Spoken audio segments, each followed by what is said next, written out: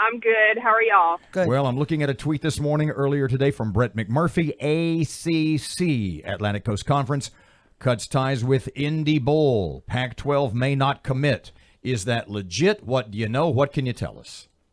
Well, as far as the ACC, we knew that was a possibility. And right now we're still in talks with the Pac-12 and a number of other conferences. It's important to note that we're still tied in with the ACC and SEC through this year's game. And it's been a long process, but we're still working on everything for the future. Is this, in the long-term scheme of things, is this a Is it good or bad? gut punch? Is it a punch in the nose? Is it just a little knuckle to the head? Or does it, let me rephrase that just a little bit in a positive way, does it give you a little more say-so in maybe making the game a little more local in the years ahead? I think there's possibilities in all of that.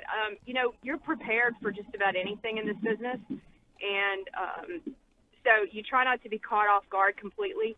And, there's a lot to be said for flashy matchups. There's a lot to be said for regionality in this. And, Aaron, I was listening to y'all a little bit earlier. And when you look at the payouts with the Power 5 conferences in particular, if you want to focus in on the SEC, because, Aaron, I know you're a big LSU fan, the pool of what was 5 bowls and I think will now be 6 bowls, or maybe stay at 5 for the future, do you have any idea what they're paying per team for one team in those pools? Oh, $2 million? $3.5 million, Whoa. and that'll probably go up. Wow.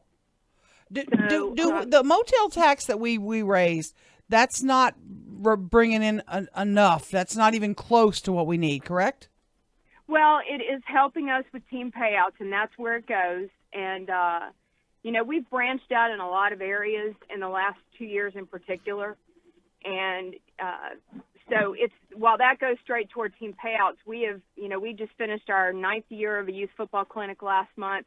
We'll have 700 people at the convention center tonight to listen to Devin White. I hope you're going to that. Mm-hmm. And this will be our 10th year for that event. We have a big junior tennis tournament that'll bring in kids from 9 states in August. And then in September, we have our 5K and half marathon that's geared toward bringing people in, for hotel stays. So we've kind of branched out in what we're doing, but the focus still is on the game and the bowl week festivities. But we're working 12 months of the year now to bring in economic impact for the community. Let me ask you this. I know you don't want to answer this, but I gotta ask it. Are bowls doomed?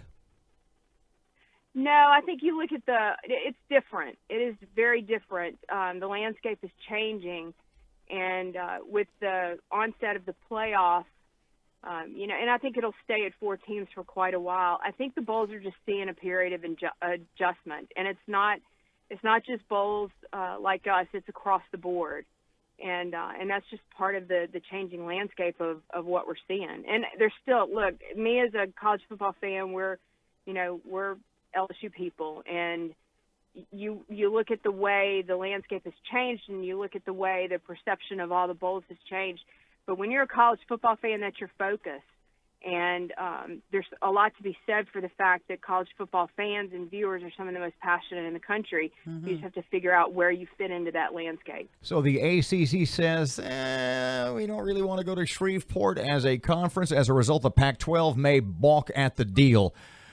If that's the case, if this turns out to be legit, and you know way more about it than we do, what conferences do you as an organization, do you as a bowl game look at, and would we perhaps be better served down the line with a deal with maybe a mid-major like the MAC or something like that? Well, that's a good question, and I can't go into a lot of details. I know Art Carmody has said the same thing, our chairman this year. Can't go into a lot of details because you're still in negotiations and discussions, but there's a lot to be said for a lot of people, an influx of people coming into your community and dropping money here at restaurants and hotels. And that creates excitement within the local community and kind of catches on. So you have to look at that in the long term. How do you generate that excitement? And sometimes you have to do it from the inside out, and sometimes you do it from the outside in. Doesn't that put you in sort of a precarious position, especially in dealing with, bluntly speaking, ESPN, where on one hand they may want you to get a lower ranked team from a bigger conference for ratings, and yet a mid-major, a middle-sized school that travels well and would come here and spend money would be better for us. You see where maybe there's a little contradiction, sort of a tug-of-war there, right? Well, you know, ESPN owns, I think, 15 bowls right now, and you look at them, and they've got a little bit of everything in their bowl lineup. You look at, they go all the way from the Texas and Las Vegas Bowl down to a lot of bowls that have really good regional matchups. So I think they see the big picture in the landscape, too. Missy Setters, Executive Director of the Independence Bowl, the Walk-Ons Independence Bowl. Thanks for your time this morning.